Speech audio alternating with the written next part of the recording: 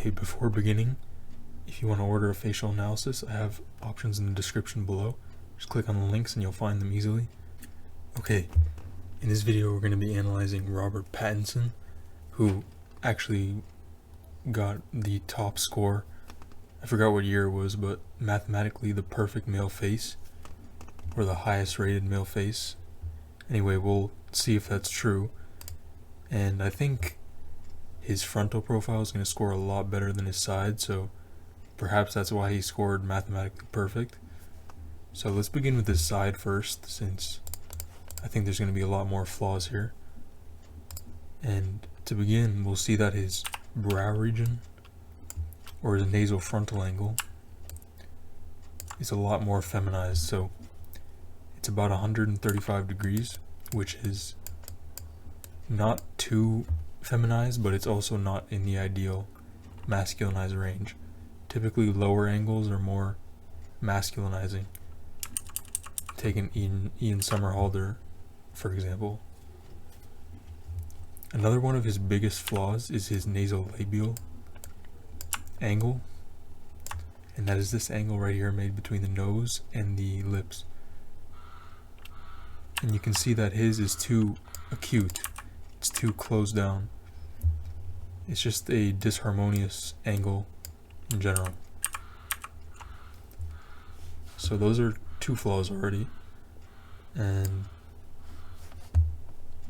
one of his largest flaws is just the general disharmony of the mid-face and the facial thirds in the side profile. So the best way to articulate this is that his profile is too flat. So if we take this angle right here, you can see that there's virtually no angle, it's just a straight line. So his profile is just overly flat. And if we take the total facial convexity, this is the total facial convexity, which is with the nose, and it's about 154 degrees, which is well outside of the ideal range for males and females. So overall, an overly flat profile. And I think this could be due to a retruded upper jaw, because obviously his lower jaw and his brow region are pretty forward grown. So I think it's mostly the upper jaw that's set back. And you can kind of tell that's the case, because obviously the nose is kind of attached to the upper jaw in the middle of the face. So if the nose is not very protrusive forward, then that is a sign or indication that the midface is not forward grown. And we do see here, we go to this side profile, we see that his nose nasal projection ratio, which divides this line by this line, it's a bit difficult to see, but it's too low. So it's 0.51, which is slightly outside of the ideal range for men, which should be slightly higher, about 0.55 to 0.68, or yeah, 0.55 to 0.68. So his is slightly low, which just tells us that his nose is not very projected. And again, that ties into his other flaws. And the same thing can be said for his nasomental. So all of these flaws tie together. So this is the nasofacial angle, and it just has a purpose of finding the harmony of the nose and the chin. And you can see that this angle is way too closed down. Ideally, it should be about 30 to 40 degrees, but his is 24 degrees rounded. So that's extremely low. The angle is way too closed off. And you can tell that if his nose was more protrusive, so imagine he had a nose that was like this, like a Henry Cavill or something. You can see that the angle would be 33, which is ideal. So I think one of his largest flaws is that his nose and his midface region are not very forward grown. But it's not a big deal. And I think his front certainly doesn't look bad compared to what this indicates. And I think one of the last things we'll look at inside is his gonal angle. So this is his jaw angle, and it's extremely masculinized at about 110 to 112 degrees. Not gonna write it, but 110 to 112 degrees, which is right at the lower end of the ideal range.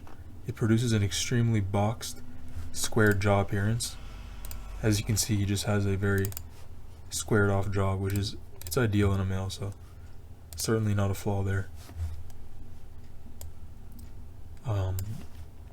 His orbital vector is another flaw we can look at. So we take a line that is perpendicular to the Frankfurt plane, and we can see that his eyes, they kind of bulge out a little bit. So this is the tissue here, the soft tissue in the bone, and his eyes kind of bulge past that, so it's slightly negative. Ideally, you want to have like tissue protrude here. And again, this ties back into the point that his midface might be slightly retruded. It's not major because obviously he's still good looking, so it's nothing major. But and the last thing in the side profile we want to note is his lip assessments are all pretty bad overall. So this is the E line, and in the E line, ideally the upper lip would be more back than the lower, but you can see the lower is more behind the line. Then we have the H line. These lips should come in contact, and overall his lip assessments are not very good. So the total side profile score for Robert is 49.7%, which is the lowest we've seen in the side profile. And you can tell why. He just has a lot of outlier flaws, like a lot of flaws that I haven't seen in an attractive face at all. But we'll see that his frontal profile overcompensates. So let's just X out of these. And I haven't analyzed the front yet, but we'll do that as we speak. So I will go through the first things that I have analyzed and just show you the photo selection first. So the first thing I want to look at is the eye spacing, and overall he has great eye spacing. So his interpupillary distance is the perfect ideal, 45.7% of facial width. So that's perfectly harmonious, neither too close or too far apart. And his eyes are about one eye apart. So yeah, exactly one eye apart. So I don't think that these articles or whatever that say that he has the most mathematically perfect face, I don't think they're lying, because you can see his eye spacing is very good. They just didn't happen to analyze the side profile, that's all. And if we look at his facial thirds, they're also perfectly proportioned on a male face. You can see the lower third is the largest at 34.9%. The middle is 34%, and this one is 31.1. So this is an ideal distribution on a male face, because you can see that it doesn't stray too far from 1/3, but also the jaw is the largest, and the measurements are pretty much exactly the same here as well. So that is all ideal. In terms of facial width, he has a great facial width to height ratio, perfectly ideal at 1.98. So that is right in the ideal range for males. Produces a compact and striking region of the midface. And now we'll analyze some of the things I have not taken a look at yet. And then we'll come out with a total harmony score. So let's begin with the jaw width. This is the bigonal width, and if we divide it by the cheekbone width, we see that his jaw is wide but ideal at about 89.5%. which is right in the ideal range. It's not too wide or too narrow. And we can see his neck width seems a little bit thin compared to his jaw. So we'll take a look at that. 270.9.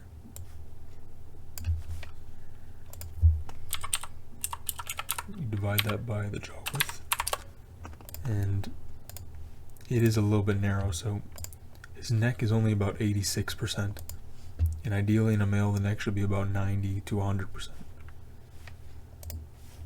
That's actually the first case I've seen so far of a narrower neck. Typically the most attractive faces like Brad Pitt or something, they all have pretty wide necks. Alright, the next thing we'll look at is the chin to philtrum ratio. So we take this measurement, 72.8, we divide it by the philtrum. A little bit tough to measure, but 30.25, and that is ideal as expected at 2.41 times the philtrum. So anywhere from 2.1 to 2.55 is ideal in males and slightly lower in a female face. And we notice that his nose tip is a little bit droopier than ideal, and that obviously becomes apparent in the side profile. As you can see, it closes down a little bit, and that makes his angle here unideal. Okay, the next thing we'll look at is the forehead width,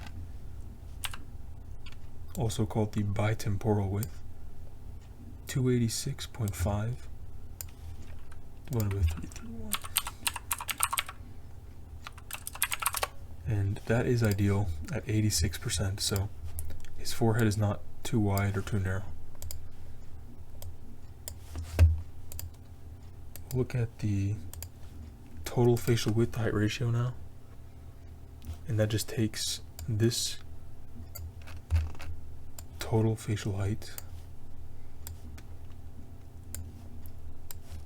and we divide it by the total facial width to see the face shape in general. So 455.5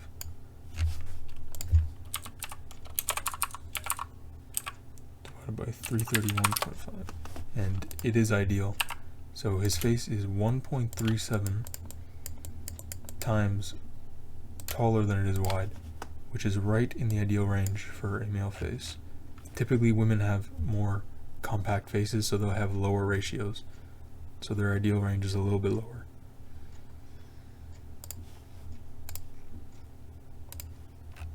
Okay, this one is a little bit tougher to measure because he doesn't really have super protruding cheekbones, so it's hard to measure how high set they are because his face is just kind of square. But we will try. Just trying to find which photo is better for that. Okay, this one seems okay. So it seems like the widest part of his face is here, and that makes sense because he probably does have more high cheekbones. Okay, 103.45. And here we're just measuring how high the cheekbones are relative to the mid-face. And he has high cheekbones. So even though you can't really see it, it's kind of like Brad Pitt where he has high cheekbones, but you can't really tell because his face is just squared and his jaw is wide.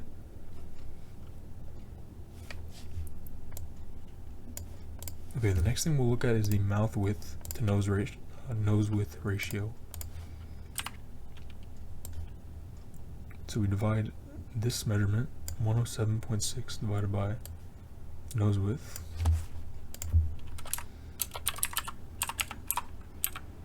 And this measurement will vary a lot between ethnic groups, but within Caucasian groups, his is ideal at 1.48 times. So in a male face, this is ideal. Typically women will have higher ratios since their nose is more narrow. Okay, we're nearly done here. The lower third facial proportion is another pretty important measurement. So we take the height of the lower third and then align to the mid-lip. We divide this with 32.25 divided by this.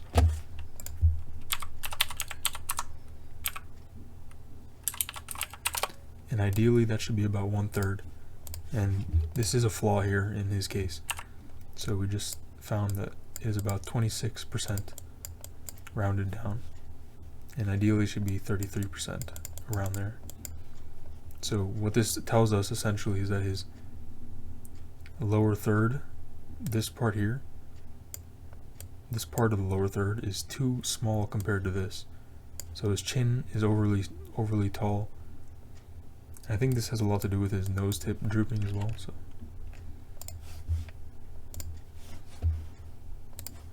we'll take a look at this proportion now. So we divide the lower 20.7 divided by 7.8, and that is over 2. So that's unideal. Ideally should be about 1.4 to 2 times taller than the upper, but here it's about 2.6 times. And that can clue into malocclusions or some type of disharmony in the jaw region. Okay, now we'll look at the mid-face ratio. So we divide this distance divided by this distance. And it seems to be ideal. It's a perfect 1-to-1 ratio. So that is perfectly ideal. Not too long or not too compact. Now we'll look at the canthal tilt, or how upturned the eyes are. And you can see that he has a very downturned inner corner, which will make this measurement a lot higher.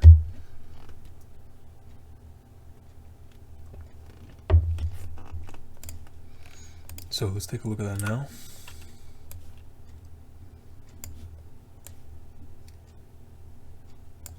And we take it up to the lateral canthus in this outer eye corner, and is about 11 degrees in this eye, which is extremely high.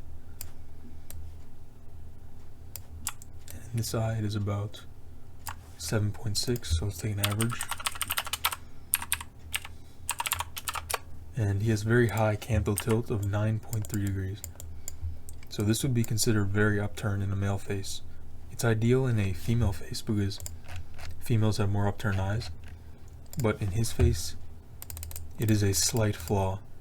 So it's not a big flaw at all, but his eyes just appear too,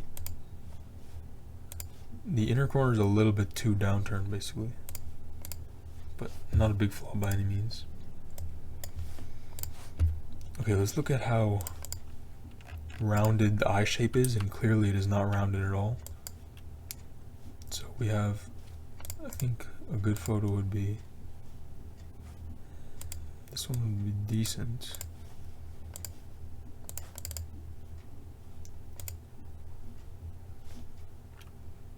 Okay, so we can take it in this one.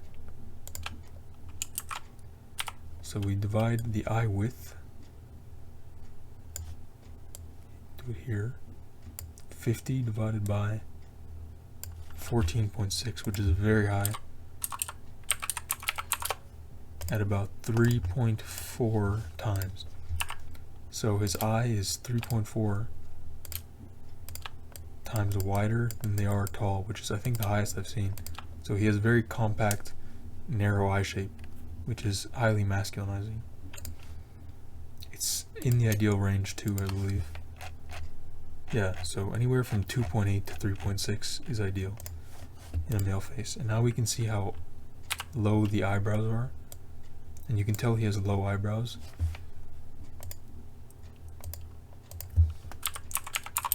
So clearly low set, which is ideal. I'm not going to go into the measurement right now, but And now we can take a look at the brow tilt, and he has more neutrally to slightly upturned brows, which is probably ideal here.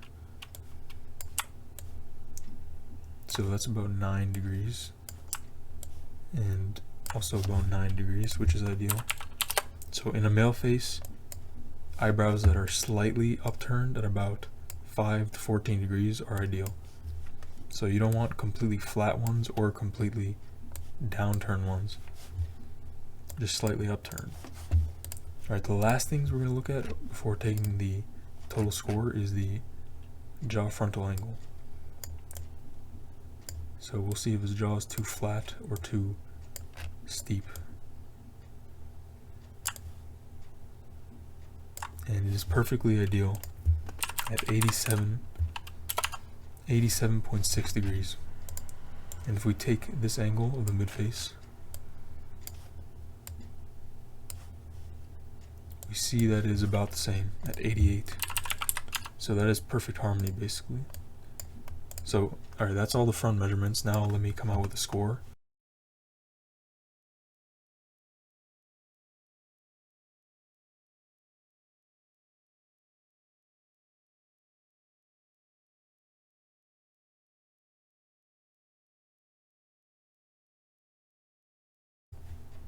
Okay, so I've come out with a score, and his frontal harmony score is very high. So at 89, I'll show you here. 89.3% frontal harmony, and his side was 49.7.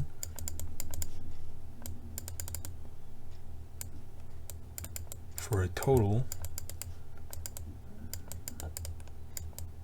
of 73.9, which is pretty moderate and around what I would rate him overall. So that's pretty accurate actually. And his largest flaws in the front were few and far between, but like we saw, the lower third, facial proportion, and yeah, that's about it. He had actually one of the best eye area and mid-face regions we've seen. Probably the best, actually. He has perfect eye spacing, the best you can get. So that is great. And definitely a really interesting face overall, to have that dichotomy between a poor side profile and a really good front.